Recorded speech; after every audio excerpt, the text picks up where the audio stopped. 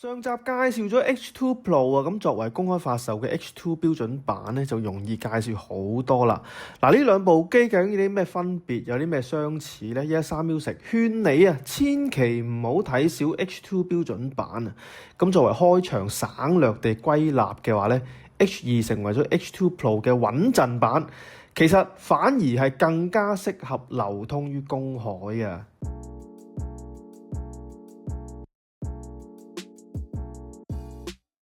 首先風格上兩部機係一樣嘅，但係程度就唔同啦。Pro 版咧以華麗高音見稱啊，咁標準版華唔華麗先？都係華麗嘅。咁就好似上集咁講啦，Pro 版嘅成個調音鋪排咧，即係由硬質素帶動音質、層次、音樂感，再加埋調音啊，咁調到個高音又話有啲空靈啊，少少通透啊，又甜潤又飄飄地，等等等等，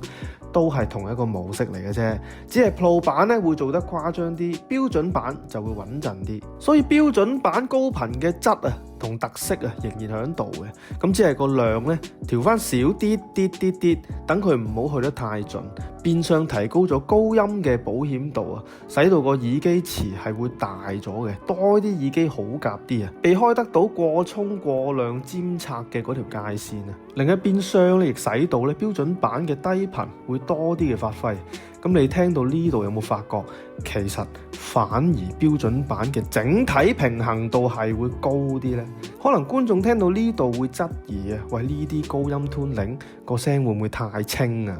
係唔會嘅嚇，先前都話啲聲係豐富而且充滿 layering。咁第二啦，就係另一個 H2 系列非常之 impress 到113嘅地方，就係關於中高至高頻都表達到氣氛聲嗰一陣。嗱，通常背景聲啊、氣氛氛圍呢類型嘅聲咧，都係出自低至中低，咁好少組合咧，連中高至高嘅氛圍都會做得好仔細同埋適當地明顯啊！咁所以今次 H2 系列呢兩部機就真係幾特別嘅。咁有時有啲歌咧係會出現一個情況，就係低至中低氛圍啦，連同中高至高嘅氛圍係同時並存嘅，仲要做埋 layering， 咁成件事就會好似上下雙輝映嘅感覺嘅。觀眾而家係咪更加明白我點解會話今次 H2 嘅主題係華麗啦？係嘛？然而啊，就因為標準版整體嗰個聲底係更加均衡嘅，咁呢種並存氛圍咧，當然亦都會相對上做得更均衡，真係好犀利。咁至於 Pro 版嘅並存氛圍咧，唔係唔雙輝映，咁只係佢嘅華麗高音始終係較為養眼，吸引力較大。高音伸延亦相對多啲嘅，呢度必須補充嘅，因為有可能咧會被誤解啊！你知公海最興咳頭咳尾斷章取義啦，上下雙輝映如果照字面解啊，有上有下，咁個鐘呢？玩家可能咧會以為個中頻係咪凹咗啊，定係冇咗個鐘啊？咁梗係唔係啊？中頻啲嘢一樣係精彩豐富有層次有質有量嘅。而113 Music所講嘅上下雙輝映咧，係基於聲音圖像化，成為一個畫面咁樣睇啊，將個畫面劃分成上半同下半咁樣睇，純粹就係呢個意思啫。類似咧，比喻成一段片入邊嗰個意象咁樣。至於其他關於聲底嘅部分咧，咁呢兩部機就大致相同嘅，咁包括中性冷暖度啊、足夠嘅實淨度啊、音符嘅凝聚度啊，所添加少少嘅通透度啊、少少偏亮、幼細線條、甜潤程度等等嘅。兩部機嘅人聲樂器比例都係 half 嘅，咁呢種格局咧113 Music就最中意啊！人聲唔會永世成為必然嘅主角啊，其他周圍嘅中頻樂器、低頻樂器，精彩程度同樣地高啊，有氣氛有發揮，就算面對住華麗嘅高音樂器咧，仍然有力鬥麗爭妍啊！至於整體啲聲同埋人聲嘅埋身程度咧，其實 Deformate 一向嘅調音都係主張整體係要同觀眾保持適當間距，甚至再離身少少。咁配合翻 Deformate 啲產品咧，因為做出嚟嗰個畫面係越嚟越大啊嘛，所以如果講翻 H2 系列咧，個底咧就一定係做得翻咧有適當嘅距離啊。咁實情其實咧呢方面咧係要睇配搭嘅，咁你要拉埋身嘅總有方法砌到出嚟嘅。嗱，呢度特別想講一講嘅厚薄度啊，因為呢部分呢係玩家對於高音 tuning 器材嘅另一個疑慮點嚟嘅。咁我可以好巧妙咁樣回答。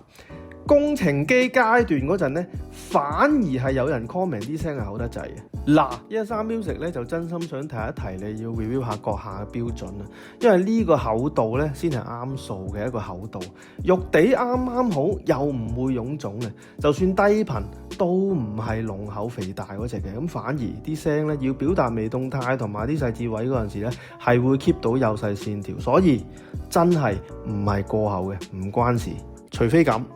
頭先都話最初部工程機咧嘅高頻係未 tune 好嘅狀態，咁若果你覺得咧嗰啲多餘嘅 echo 啊同埋聲效係類似於漸厚咗個聲嘅話咧，咁呢個說法咧勉強113俾你過關啦。如果攞翻個能量表出嚟咁樣講咧，H2 同 H2 Pro 咧嘅厚度咧係相同嘅，4格啱啱好嘅。嗱，咁如果其他 case 啊，嗱4.5格先至開始咧係叫做偏厚啫，都還可以啊，因為呢個厚度係比較穩陣。嗱，如果嗰啲 case 係5格嘅話咧，就真正咧比較厚聲啦，先至會開始覺得臃腫嘅。相反啦，嗱觀眾咧可以留意下咧，公海咪越嚟越多啲乜老師乜神嘅，有唔少咧係唔發覺自己聽嘢咧係偏好薄聲嘅喎，咁即係話咧佢哋係好中意揀嗰啲薄聲器材，或者覺得薄聲底係冇問題，甚至係覺得好聽。講真，過往我哋知道咧係嗰啲撲街玩家嘅話咧，就唔會提佢較精佢噶啦，都係睇人品嘅啫。嗱，搞清楚個邏輯，個人口味係冇問題冇對錯嘅，你聽啫嘛，又唔係我聽，聽到幾篇都冇人理你嘅。咁但係問題係公開發言、公開心得、公開分享係唔使考牌噶嘛，啱唔啱啊？喂，佢拿捏標準未到家，咪會係咁唱好薄聲器材，唱淡厚聲同埋其他聲底，公開寶寶同新手聽咗佢講，跟住信跟住買，最後咪美麗的誤會，情何以堪咯？最壞嘅情況係成長中嘅玩家喺佢哋嘅學習過程當中咧，係會誤入歧途，誤以為哦，原來俾到咁貴旗艦級價錢換嚟呢啲薄聲係啱嘅，係正常嘅。原來呢啲薄聲底咧就係等於高級聲，個標準啊擺錯咗位啊，成件事錯撚晒啊！輕則新手要花3、5、7年咧先至可以重新揾得翻自己嘅問題咧，然後再扭翻正唐太啊！重則食咗入血啊，一世執迷不悟，冇得救啊！算啦，嗱呢啲公海絕症嘅嘢留翻喺公海求生手冊再講啦。翻嚟咧提一提啊，仲有一個高音 tuning 疑慮咧，就係話，喂，會唔會太少低頻，甚至冇低頻呢？咁之前都提過啦，再強調一次啦。Pro 版咧低頻係足夠，但唔可以叫做好多好豐富。咁而標準版平衡度咧係高噶嘛，咁低頻嘅量同氣氛咧係會多過 Pro 版啲嘅。咁整體各方面係調校得啱好嘅。落到嚟討論硬質素嘅部分啦，咁兩部機之間咧就會開始體現到比較多嘅分別啦。咁首先級數上咧始終係有個分野嘅，Pro 版會比起標準版咧高1級嘅，因為 Pro 版個畫面係會再做大少少、闊多少少啊，同埋必須強調佢個深度啊，個前後深度咧係會再做深多少少啊，呢部分就真係好 impress 到113 Music 嘅，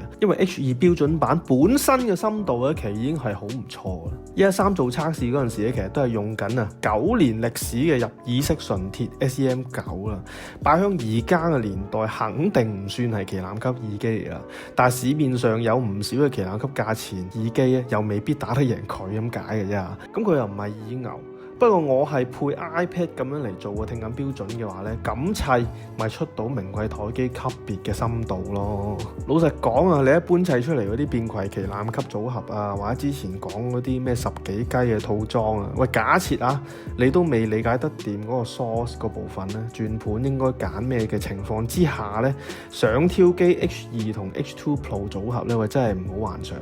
除非讓一球讓兩球咁樣咯嚇，我哋呢邊個 source 唔好用 iPad。咁可能用米 pad 啊、iPhone 啊，或者其他再渣啲嘅手機，甚至再渣啲嘅耳機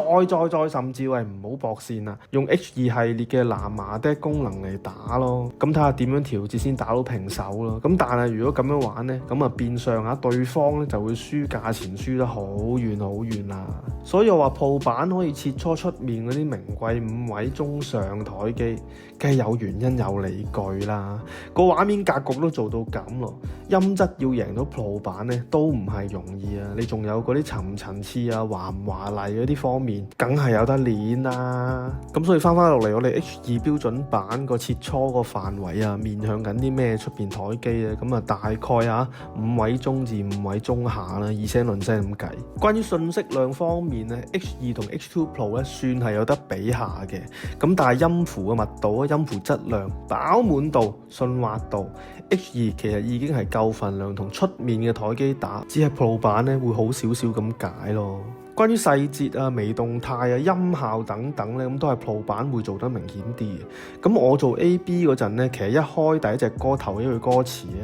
都分到個人聲 attack 咧，已經係 Pro 版會出啲。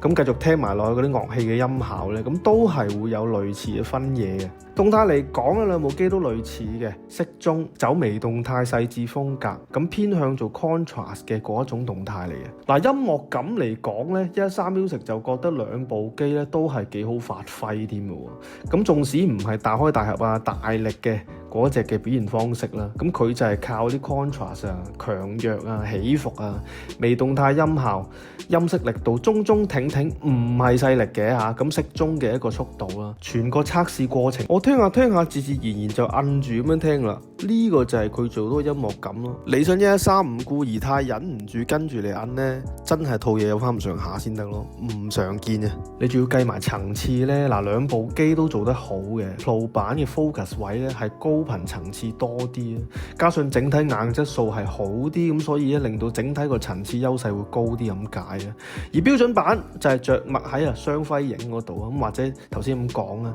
係做一啲比較平衡度高嘅嗰種層次。